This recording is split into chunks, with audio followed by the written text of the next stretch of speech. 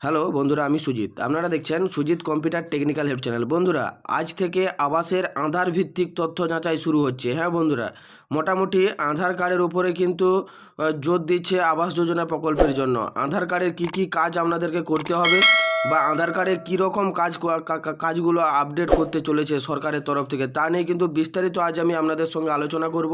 কারণ আবাস যোজনার প্রত্যেকটা আপডেটই কিন্তু আমার এই চ্যানেলে আপনারা পেয়ে যাবেন প্রতিনিয়ত। এই প্রতিনিয়ত পাওয়ার জন্য অবশ্যই আমার এই চ্যানেলটা সাবস্ক্রাইব করে রাখবেন এবং পাশে থাকা বেল আইকন টিপে অল অপশানটি অন করে রাখবেন, যাতে এরকম নতুন নতুন আপডেট আপনারা সবার আগে পান।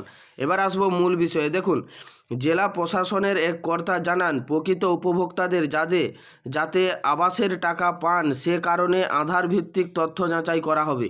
মানে ইতিমধ্যেই কিন্তু একটা নতুন আপডেট দিয়েছে যে আধারের মাধ্যমে কিন্তু প্রত্যেকেরই তথ্য যাচাই হবে, তারপরেই কিন্তু আপনাদের টাকা ছাড়া হবে অ্যাকাউন্টে। যাদের নামগুলো সিলেক্ট করেছে তাদের কিন্তু আধার যাচাইকরণটা আগে হবে। কি বলেছে দেখুন, গ্রামীণ আবাস প্রকল্পে স্বচ্ছতা আনতে এবারের উপভোক্তাদের নির্দিষ্ট নম্বর মানে ইউনিক ডকুমেন্ট আইডেন্টিফিকেশান নম্বর তৈরি করবে প্রশাসন।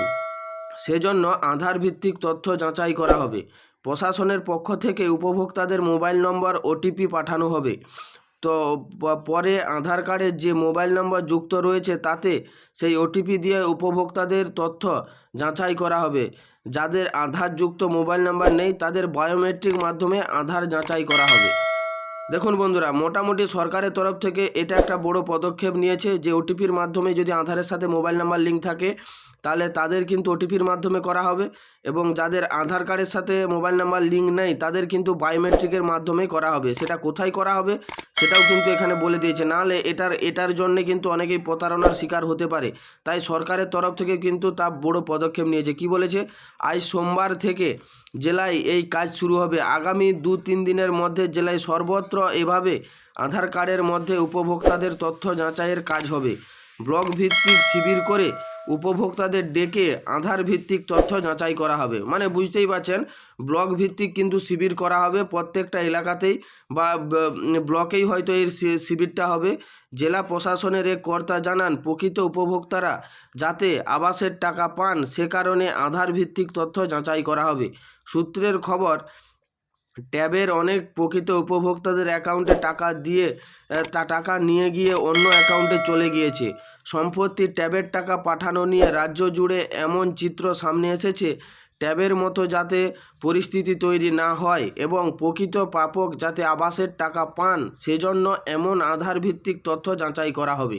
মানে বুঝতেই পারছেন, মোটামুটি সরকারের তরফ থেকে একটা কথাই বলে দিয়েছে, যাতে সাধারণ মানুষ এবং যারা আবাস যোজনা প্রকল্পের নাম রয়েছে কোনো প্রতারণার শিকার না হয়, তার জন্য কিন্তু সরকার থেকে এই ধরনের আপডেটগুলো নিয়ে আসছে, যাতে টাকা পাওয়ার জন্য কোনো সমস্যা না পড়তে হয় প্রত্যেকটা আবাস যোজনা হোল্ডারদের।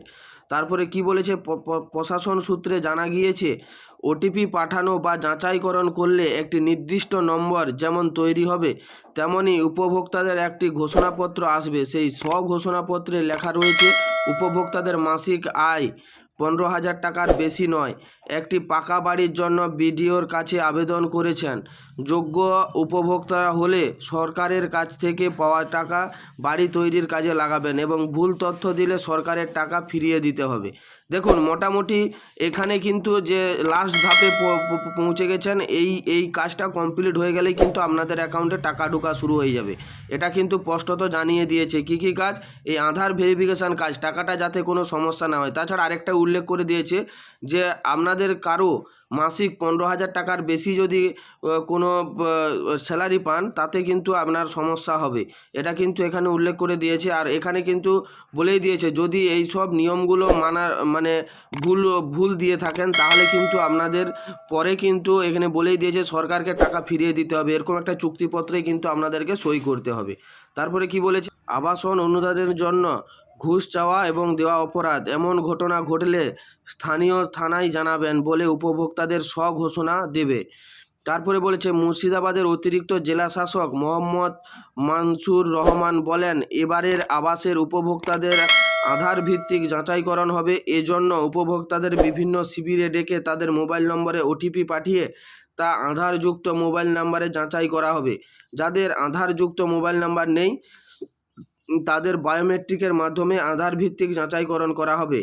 মুর্শিদাবাদ জেলা প্রশাসনের এক কর্তা জানান, 2022 সালে বাংলা আবাসের জন্য একটি সমীক্ষা হয়েছিল। সমীক্ষার শেষে কেন্দ্রীয় সরকারের কাছে আবাসের উপভোক্তার তালিকা পাঠানো হয়েছিল, কিন্তু সে সময় কেন্দ্রীয় সরকার তাদের জন্য টাকা বরাদ্দ করেনি। এ নিয়ে রাজ্যের সঙ্গে কেন্দ্রীয় সরকারের চাপান্তর তৈরি হয়েছে। সে সময় বাড়ি পাওয়া স্থায়ী অপেক্ষমান তালিকায় অনেকেই ছিলেন। সব মিলিয়ে মুর্শিদাবাদের 2,94,786 জন মানুষের নাম বাড়ি প্রকাশের তালিকায় ছিল। গত অক্টোবরের তৃতীয় সপ্তাহে জেলায় বাড়ি বাড়ি গিয়ে সমীক্ষা করা শুরু হয়েছিল। এখনও পর্যন্ত প্রায় 2,70,995 জন উপভোক্তার বাড়ি গিয়ে সমীক্ষা কাজ শেষ হয়েছে। তাতে প্রায় 70.10% যোগ্য বলে উঠে এসেছে। হ্যাঁ বন্ধুরা, মোটামুটি এটা কিন্তু যে আপডেটটা আজ আমি আপনাদেরকে দিলাম, যদি আমার এই আপডেটটা আপনাদের ভালো লেগে থাকে অবশ্যই আমার এই চ্যানেলটা সাবস্ক্রাইব করবেন এবং পাশে থাকা বেল আইকন টিপে অল অপশানটি অন করে রাখবেন, যাতে এরকম নতুন নতুন আপডেট আপনারা সবার আগে পান। থ্যাংক ইউ বন্ধুরা, ধন্যবাদ।